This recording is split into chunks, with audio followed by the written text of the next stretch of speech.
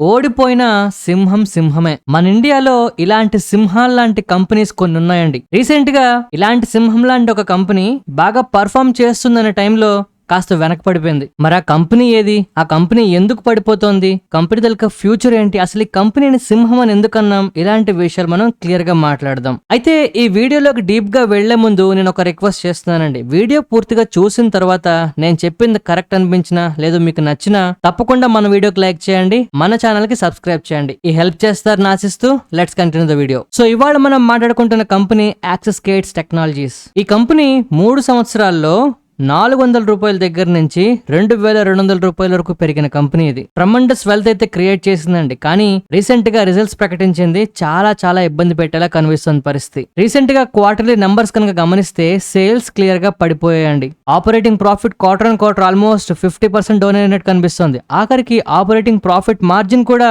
మనకు almost 30% down అయిపోయింది. సరిగ్గా ఇక్కడే మనం ఒక పాయింట్ మాట్లాడుకోవాలండి. మార్కెట్ కి ఒక హ్యాబిట్ ఉంటుంది. అసలు సిచ్యువేషన్ ఏంటి, లేదు అంటే మార్పు ఏం జరుగుతుంది అనేది తెలియకుండానే అర్థం కాకముందే ఫస్ట్ పనిష్ చేసేస్తుందండి. సో కమింగ్ డేస్ లో ఈ స్టాక్ ని కనుక మీరు ఫాలోఅప్ చేస్తే ఎందుకు ఇలా పడిపోతుంది అనే దానికి ఇప్పుడు మనం కారణం చెప్పుకున్నాం. చాలా మందికి రిజల్ట్ బాగా రాలేదని మాత్రమే అర్థమవుతుందండి. ఎందుకంటే స్టాక్ ప్రైస్ పడిపోతుంది కనుక రిజల్ట్ బాగోలేదు అనుకుంటారు. కానీ కంపెనీలో ఏం జరుగుతుందనే విషయం క్లారిటీ చాలా మందికి ఉండదు. అందుకే పెద్ద బిజినెస్లు కూడా ఫెయిల్ అయిపోయినట్టు కనిపిస్తుంటాయి. కానీ ఒకటి మాత్రం నిజం, యాక్సెస్ గేట్ టెక్నాలజీస్ ఒక సింహం లాంటి కంపెనీ. ఇది ఓడిపోయిన సింహం సింహమే అన్నట్టు ఈ కంపెనీ గురించి, దీని ఫ్యూచర్ గురించి, దీని గ్రోత్ గురించి మనం మాట్లాడాల్సిన పరిస్థితి వస్తుంది. ఎందుకంటే ఈ కంపెనీ చాలా పవర్ఫుల్ గా ఫ్యూచర్ లో మారబోతుందండి.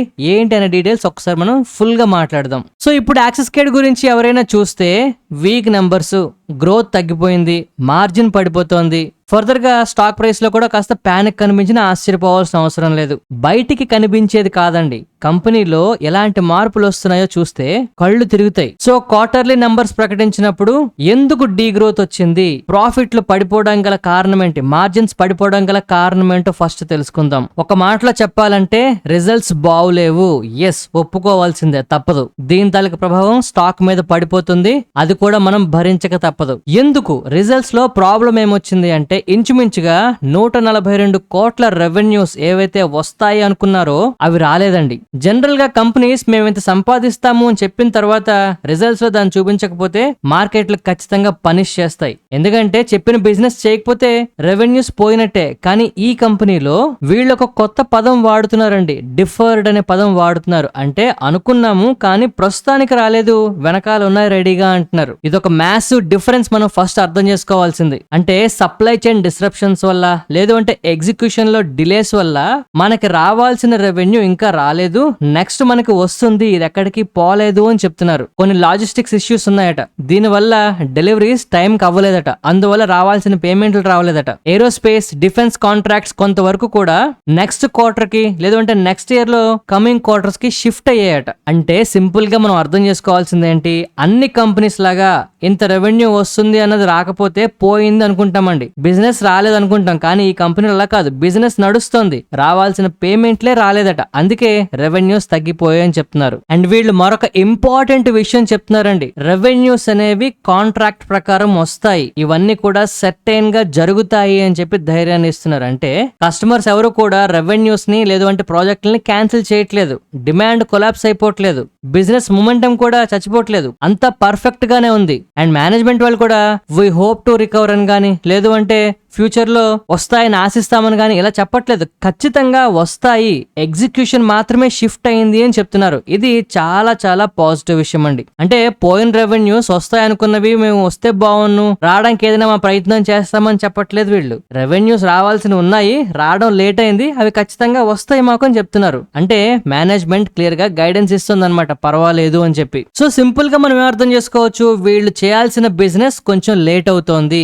రావాల్సిన డబ్బులు లేట్ గా వస్తున్నాయి, కానీ బిజినెస్ అయితే ఆగలేదు.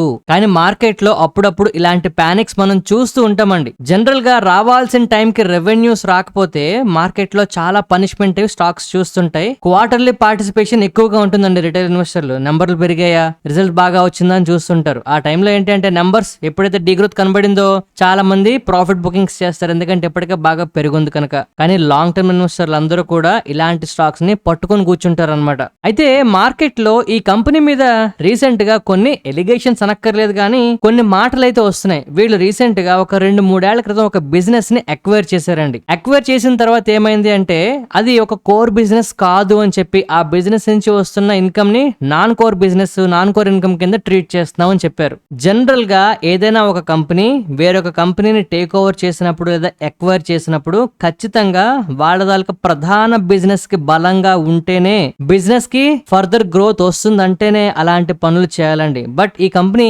అక్వైర్ చేసినప్పుడు ఓకే అని చెప్పింది, ఇప్పుడు అది కోర్ బిజినెస్ కాదు అని చెప్తుంది. అంటే దీని మీద ఏవో అనుమానాలు ఉన్నాయనలాగా మాటలు వినిపిస్తున్నాయి. కానీ అసలు విషయం ఏంటి అంటే యాక్సెస్ కేడ్ అనేది కంప్లీట్ గా వాళ్ళ తలక బిజినెస్ స్ట్రక్చర్ ని మార్చుకుంటోంది. ఈ మార్చుకునే క్రమంలో ఏదైతే బిజినెస్ ని ఇంతకు ముందు అక్వైర్ చేశారో ఈ కొత్త సెగ్మెంట్ లో, ఈ కొత్త స్ట్రక్చర్ లో అది కోర్ బిజినెస్ కింద రావట్లేదు అని చెప్పడం అనమాట. సో ప్రస్తుతం ఏంటి అంటే యాక్సెస్ కేడ్స్ మనకి ఒక బ్రాడ్ ఇంజనీరింగ్ సర్వీస్ కంపెనీ కింద మనం ట్రీట్ చేస్తున్నామండి. కానీ ఇప్పుడు వీళ్ళు కంప్లీట్ గా వాళ్ళ దగ్గర బిజినెస్ ని రీస్ట్రక్చర్ చేసి అగ్రెసివ్ గా డిఫెన్స్ సిస్టమ్స్ లోకి, ఏరోస్పేస్ మ్యానుఫ్యాక్చరింగ్ లోకి, స్ట్రాటజిక్ ఎలక్ట్రానిక్స్ లోకి, ఏఐ లెడ్ డీప్ టెక్ లోకి, space and missile ecosystems లోకి ఎంటర్ అవుతున్నారు వీళ్ళు. సో ఇది ఖచ్చితంగా ఎగ్జిస్టింగ్ ఉన్న బిజినెస్ కి చాలా డ్రాస్టిక్ మార్పుని వీళ్ళు తీసుకొస్తున్నారండి. ఈ మార్పుని ఎగ్జిస్టింగ్ నెంబర్లతో కంపేర్ చేస్తే వీళ్ళు చెప్తున్నారు కంపెనీ తలక రిజల్ట్స్ తగ్గిపోతున్నాయనే భయం చాలా క్లియర్ గా కనిపించవచ్చు. ఎందుకంటే మార్పు జరుగుతున్నప్పుడు కొంత స్లో డౌన్ అనేది ఎగ్జిస్టింగ్ బిజినెస్ లో ఉండొచ్చు. దీనివల్ల మార్కెట్ లో భయాలు రావచ్చు. అంత మాత్రాన కంపెనీ తలక జర్నీ ఆగిపోతుంది అని కాదు. ఇక్కడ యాక్సెస్ కేడ్ తలక బిజినెస్ రీస్ట్రక్చరింగ్ ఎలా జరుగుతుందండి, డిఫెన్స్ సిస్టమ్స్ వైపు, ఏరోస్పేస్ మ్యానుఫ్యాక్చరింగ్ వైపు, ఏఐ డీప్ టెక్ వైపు, ఇలాగా నెక్స్ట్ 10 సంవత్సరాల విజన్ గురించి కంపెనీ వాళ్ళు, వాళ్ళ తలక మేనేజ్మెంట్ వాళ్ళు మాట్లాడుతుంటే స్టాక్ మార్కెట్ లో భయాలు మాత్రం ఒక క్వార్టర్ లో రిజల్ట్స్ తగ్గిపోయాయి అని చెప్పి భయపడడం మనం చాలా క్లియర్ గా చూస్తున్నాం. అయితే ఈ భయాల్ని మనం కొట్టి పారేయకూడదు. ఎందుకంటే కంపెనీ ఇంతవరకు కూడా ఎగ్జిక్యూషన్ చేయలేదండి. వీళ్ళు ఈ విధంగా మారుతున్నాము అని చెప్తున్నారు, 1 by 1 మారుతున్నాము అని చూపిస్తున్నారు. బట్ ఫర్దర్ గా ఎగ్జిక్యూషన్ కూడా ఖచ్చితంగా జరగాలి. ఈ ఎగ్జిక్యూషన్ జరగడానికి లేదు, ఎగ్జిక్యూషన్ స్టార్ట్ అవడానికి నెక్స్ట్ ఇంకా 2 క్వార్టర్లు అంటే 6 నెలల పాటు మనం చాలా జాగ్రత్తగా వెయిట్ చేయాల్సిన ఒక ట్రాన్సిషన్ పీరియడ్ అండి ఇది. ఇటువంటి టైముల్లో ఈ కంపెనీస్ గురించి ఏ చిన్న నెగటివిటీ వచ్చినా మార్కెట్ విపరీతంగా పనిష్ చేస్తుంది. అంటే ఈ విషయంలో మనకి ఇప్పటికో 2 విషయాలు అర్థమైపోవాలి. ఒకటి, 6 నెలల తర్వాత గానీ కంపెనీ గ్రోత్ మనకు చూపించలేదు. ఈ 6 నెలల్లో మార్కెట్ లో భయాలు పెరిగితే ఈ స్టాక్ ఇంకా పడిపోవచ్చు. అండ్ మోస్ట్ ఇంపార్టెంట్లీ 6 నెలల తర్వాత కూడా ఎగ్జిక్యూషన్ కనుక ఫెయిల్ అయింది అనుకోండి, ఈ భయాలు 2 రెట్లు 3 రెట్లు కాదు, దీని పాతాళంలో కూడా పట్టుకుపోతాయి. సో ఇప్పుడు మార్కెట్ లో ఈ కంపెనీ గురించి నేనేం చెప్తున్నాను అంటే ఇప్పుడు వచ్చిన ఈ 1 క్వార్టరో లేదు అంటే next coming quarters transition period లో మనం ఓపిక పట్టగలిగితే, ఒకవేళ ఈ స్టాక్ ఇంకా కింద పడితే మంచి ఆపర్చునిటీస్ మనం పట్టుకున్నట్టే. ఎందుకు అంటే కంపెనీ వాళ్ళకి వాళ్ళు రీపొజిషన్ చేసుకుంటున్నారండి. ఒక ఎంటైర్లీ డిఫరెంట్ స్కేల్లో పెరగడానికి వీళ్ళైతే అడుగులు వేస్తున్నారు. సో ఇటువంటి టైముల్లో ఒక మోస్ట్ కాన్సిక్వెన్షియల్ ఇయర్ కింద మనం చూడాలండి దీన్ని. లార్జెస్ట్ స్ట్రాటజిక్ రీస్ట్రక్చరింగ్ జరుగుతుంది కంపెనీలో. ఫౌండేషన్ నెక్స్ట్ డెకేడ్ కోసం వేస్తున్నారండి. అండ్ ఇప్పుడు వీళ్ళు చేస్తున్నవన్నీ కూడా ఇంటర్నేషనల్ స్టాండర్డ్స్ లో బిజినెస్ కోసం చేస్తున్నారు. సో ఈ కంపెనీ గురించి ఫైనల్ గా 2 మాటల్లో చెప్పాలి అంటే నెక్స్ట్ 6 నెలలు ఈ కంపెనీతో జాగ్రత్తగా ఉండాలండి. 6 నెలల తర్వాత ఎలాంటి ఎగ్జిక్యూషన్ వీళ్ళు చేస్తున్నారో ఫాలోఅప్ చేయాలి. అంతవరకు కూడా ఇది ఒక దెబ్బతిన్న సింహం లాంటిది. సో ఈ 6 నెలల్లో ఏవైతే రెవెన్యూస్ తగ్గిపోయినవి తిరిగి రికగ్నైజ్ అవ్వడం గానీ, లేదు అంటే మార్జిన్స్ ఇంప్రూవ్ అవడం గానీ, సప్లై చైన్ ఇష్యూస్ డిసపేర్ అవడం గానీ, డిఫెన్స్ ఎగ్జిక్యూషన్ ఇంకా యాక్సెలరేట్ అవడం గానీ, ఆర్డర్ ఫ్లో పెరగడం గానీ జరిగింది అంటే సింహం మళ్ళీ పంజాబ్ విసరడానికి రెడీ అయినట్టే. సో ఇప్పుడు ఈ కంపెనీకి ఉన్న మేజర్ విషయాలు ఏంటండి, ఒకటి, వీళ్ళ తలక ఎగ్జిక్యూషన్ ఏదైతే స్లో అయిందో అది స్పీడప్ అవ్వాలి. నెక్స్ట్ ఫర్దర్ గా ఇప్పుడు జరిగిన మిస్టేక్స్ ఇక మీదట జరగకుండా ఉండాలి. ఈ 2 కనుక జరిగితే ఒక సింహం మనకు తోడున్నట్టే. అయితే ఏదైనా సరే ప్రస్తుతానికి మనం సింహంతో చెలగాటం అయితే ఆడకూడదండి. ఇప్పుడున్న పరిస్థితుల్లో ఒకంత జాగ్రత్తగానే ఉండాల్సిన సిచ్యువేషన్ ఇది. ఓకేనా అండి? సో కొన్ని సందర్భాల్లో మార్కెట్ లో వీక్ నంబర్స్ ని ఒక మంచి బిజినెస్ ని మనం కోల్పోయేలాగా చేస్తాయండి. ఒక కంపెనీ వాళ్ళకి వాళ్ళు రీస్ట్రక్చర్ అవుతున్న క్రమంలో బిజినెస్ కొంచెం తగ్గడం వల్ల వీక్ నంబర్స్ ప్రొడ్యూస్ అవుతాయి. అండ్ అలాంటి టైముల్లో మార్కెట్లు ఇలాంటి స్టాక్స్ పక్క కొంచెం కన్ఫ్యూజన్ గానే చూస్తుంటాయండి. కానీ ఈ కంపెనీ ఒక జంక్షన్ దగ్గర ఉంది. ఈ జంక్షన్ ఏంటి అంటే పాత కంపెనీకి కొత్త కంపెనీకి మధ్యలో కరెక్ట్ గా ట్రాన్సిషన్ పీరియడ్ అండి.